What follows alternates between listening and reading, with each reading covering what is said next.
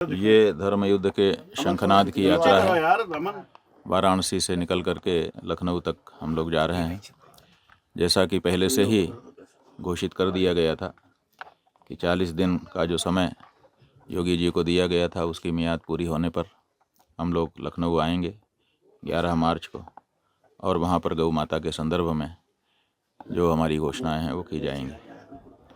एक सवाल जो आदित्यनाथ योगी जी से हम लोगों ने किया था कि आप बताइए कि आपको कैसे असली हिंदू माना जाए, तो उस बारे में जो निष्कर्ष 40 दिन के निकल के आएंगे उसको वहाँ उद्घोषित करेंगे। महाराज जी, ये जो सब कुछ हुआ है, इसके पीछे वो तो सब जुडिस है, आप कम बोलते हैं, सब जुडिस होता है, पहले भी हमने देखा शंकराचार्य मामले में नहीं बोले, लेकिन इसके पीछे क्या उद्देश्य था? ये जो आप गाय के लिए लड़ाई लड़ रहे हैं, गौ माता के लिए लड़ रहे हैं, वही है क्या इसका कारण?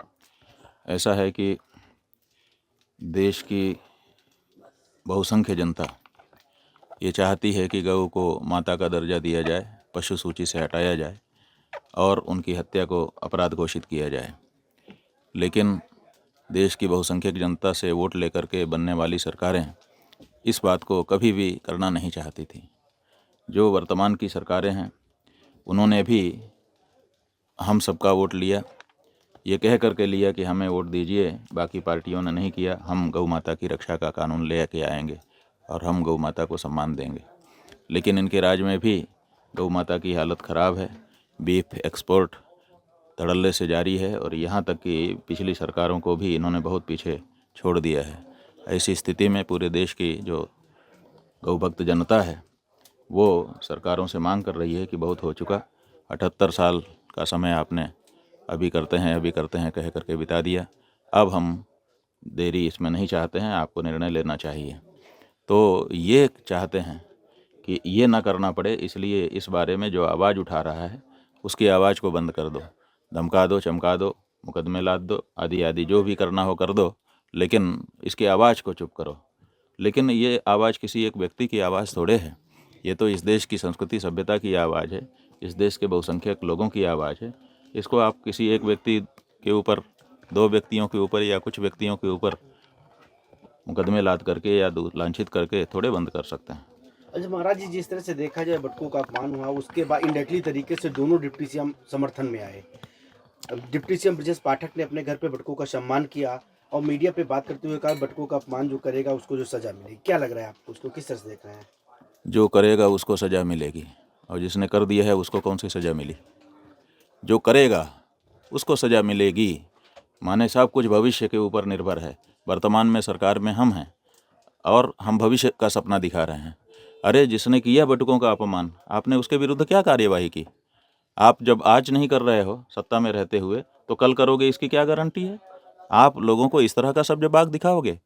जब आप विपक्ष में होते तो हम मान सकते थे कि भाई जब हम सत्ता में आएंगे तो हम ये नहीं होने देंगे, लेकिन आप सत्ता में हो और सत्ता में होने के बाद आप कहते हो ऐसा करेगा तो हम दंडित करेंगे। जिसने किया है उसके बारे में आपका क्या ख्याल है?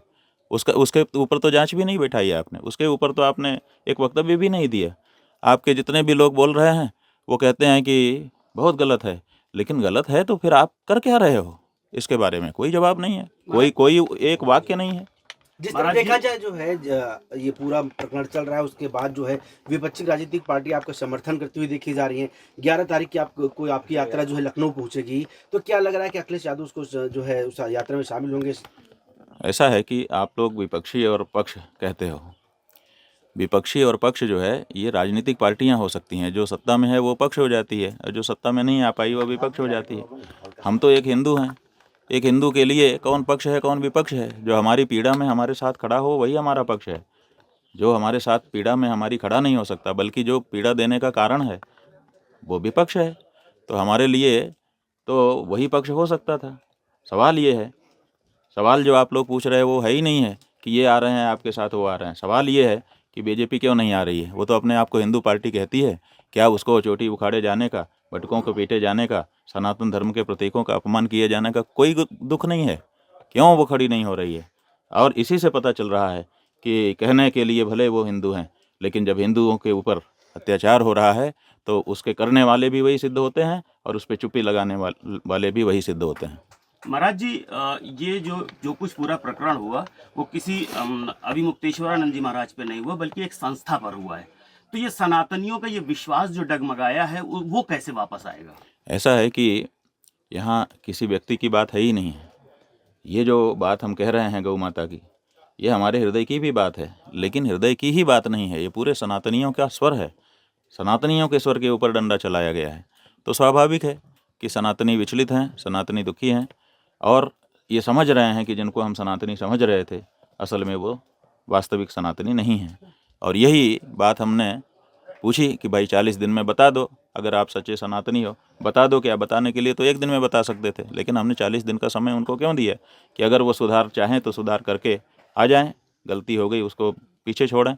लेकिन 40 दिन का अवसर देने पर भी कोई सुधार तो अभी तक 38 दिन हो गए दिखाई नहीं दे रहा है। 2 दिन और बचे हैं, देख लेते हैं।